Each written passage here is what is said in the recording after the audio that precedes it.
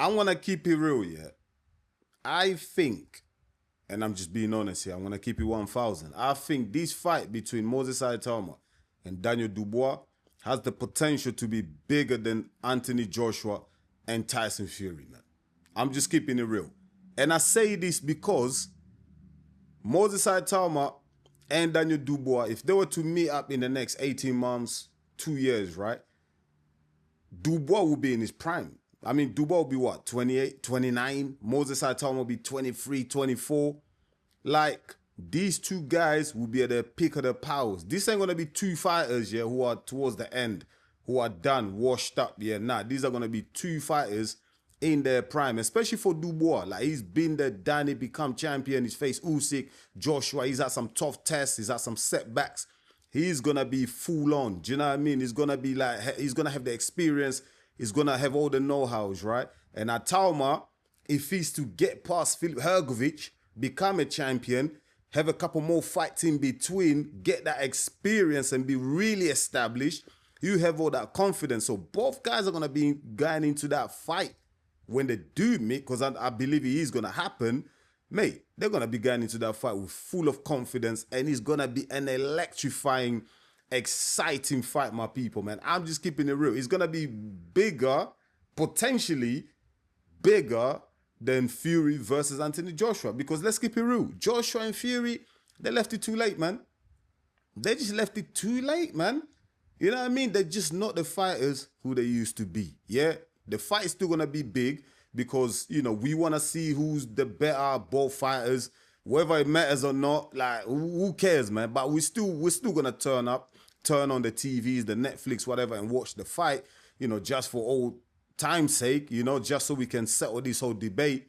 And it's going to be big. It's going to do numbers. But we're not watching it in anticipation to really see two of the best heavyweights going at it. Not the way it would have been 10 years ago. Do you know what I mean? So it's one of those ones that, okay, we've been waiting this long. You might as well fight, get it over and done with so we can just move on. So the hype that fight would have had 10 years ago is not the same now. But Dubois and Moses Itauma, yo, that's gonna be crazy. That's gonna be like madness. Mate, that fight is gonna be very intriguing, man, very electrifying. Like, I can't wait to do the breakdown for that. I mean, it's going to be absolutely crazy. Like, let me read the quote from Frank Warren himself. This is the article here from Boxing News. Go check them out, Boxing News.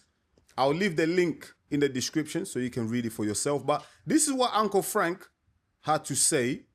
I'm just going to highlight in red. So he said, I think it will happen within the next 18 months or 2 years. Obviously, we've got to get the sanctioning bodies together to agree a unification program. That means mandatories being pushed back and so forth. So there's a lot to be done. But one thing no one can accuse us of is not getting these fights done. We're making this division move. Our ultimate goal is to see who's the best out of this bunch of fighters, to see who's going to hold all the 4 belts. When asked whether the most desirable outcome from Queensberry's perspective is for Itauma and Dubois to collide in an undisputed battle, Warren admitted that this would indeed be a satisfactory scenario. At this moment, yeah, I'll say so, unless the winner of Tyson Fury Anthony Joshua is going to carry on and be involved. And I believe the winner will be Tyson. Okay, so that's Uncle Frank there, man. That's Uncle Frank telling us so about his desire to see Moses Itauma and Daniel Dubois fight it out, battle at Wembley, yeah? I assume these fights will be in the UK. 2 British fighters, yeah? There's not going to be like Anthony Joshua and Tyson Fury doing a run-up, yeah? For the money, going out there fighting in America, in Madison Square Garden, when Americans don't even care about these fights. Like, Americans genuinely don't give a F. Like, I've been listening to a lot of the American podcasters, the people in America, like some of the guys that cover boxing out there, they do not care about Joshua versus Tyson Fury being in America. Like, nobody cares.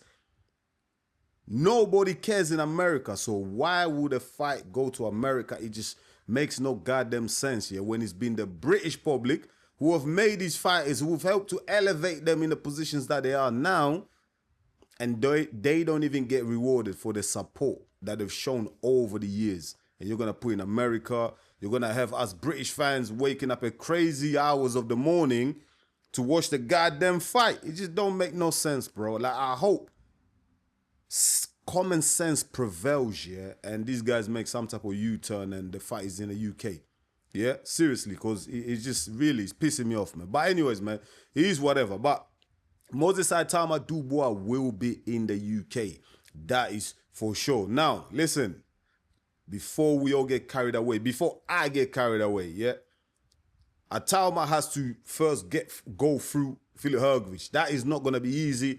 Like, I done a fight breakdown. You know, I done a video on it. It's on my channel. I'm going to leave the link at the end of this video. So if you watch this video until the end, the link will pop up. Go check it out. It's an in-depth fight breakdown. Like, thanks to everyone who's already shown support, doing great numbers, the video. I really appreciate your support, man. Thank you so much. Like, let it carry on, share the video. You know what I mean? We're only going to get bigger and bigger. So shout out to everyone, man. I done a fight breakdown. But listen, it's not going to be easy for Moses Itauma to get through Philip Hrgović. Philip Hrgović will have a big say in the future of this heavyweight division. That is for sure. I can guarantee you that. And also, let's not forget, Daniel Dubois, he's still got the rematch against Fabio Wardley.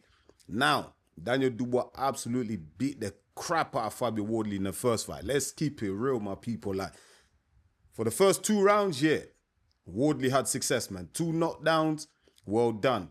After that, Daniel Dubois, shout out to Don Charles. I always give him a hard time, but I have to give props to Don Charles. I want to keep it real because me, Enzo, the realest in the game. Yeah, you know me. I'm the realest. Nobody else can even come close, yeah? I have to give props to Don Charles. He made the necessary adjustments. Daniel Dubois all of a sudden started using that double jab, throwing that backhand, following it up with the double jab. And Fabio Wardley had no goddamn answers, man. Fabio Wardley made no adjustments. He wasn't moving his head off the line. He took an absolute beating. He didn't use his jab.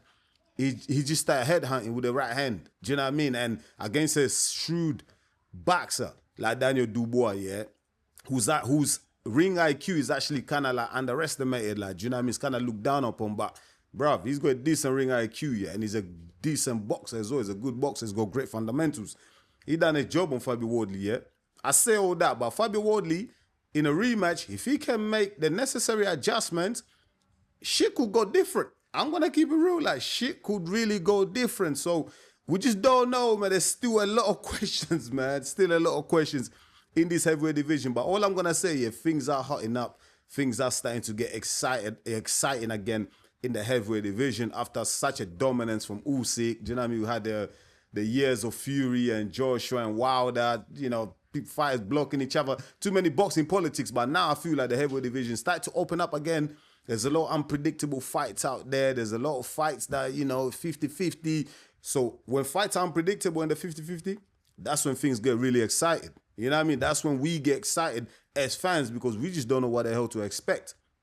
So Wardley and Hrgović will have something to say about whether Moses Itauma and Daniel Dubois meet each other in the next 18 months. Because if Dubois and Moses Itauma both lose, obviously there'll be a setback in it. There'll be a setback because then there'll probably be a rematch, a trilogy, and that'll take more time before Daniel Dubois and Moses Itauma meet. But make no bones about it, yeah? Dubois and Moses Itauma will eventually meet each other, and that's going to be an electrifying fight. I cannot wait for that. If you actually look at the heavyweight division, if you look at the champions, you go Murat Gassiev, I think he's got the IBF title. You go Kabayao, he's got the WBO title. Kabayao's got the WBC. Sorry, Kabayao's got the WBC. Dubois has got the WBO. Gassiev has got the WBA, and Moses Itauma and Philip Hrgović are fighting for the IBF. Oof, I corrected myself there. So if you look at all these fighters, yeah, like who else can give Moses Itauma big problems? Like apart from Dubois. If you look at Gassiev, can he really give Moses Itauma the certain problems that Daniel Dubois would? I just don't see it, man. Gassiev, listen, is a tough guy, but I don't think he's got the mobility. Do you know what I mean? I don't think he's got all the boxing skills, the tools necessary to give Moses Itauma problems. You know what I mean? He's got experience. He's been in the Usyk, so he's got experience. But I think Moses Itauma gets rid of him. Kabayao, who's arguably my favorite fighter in the heavyweight division. I love Agi Kabayao.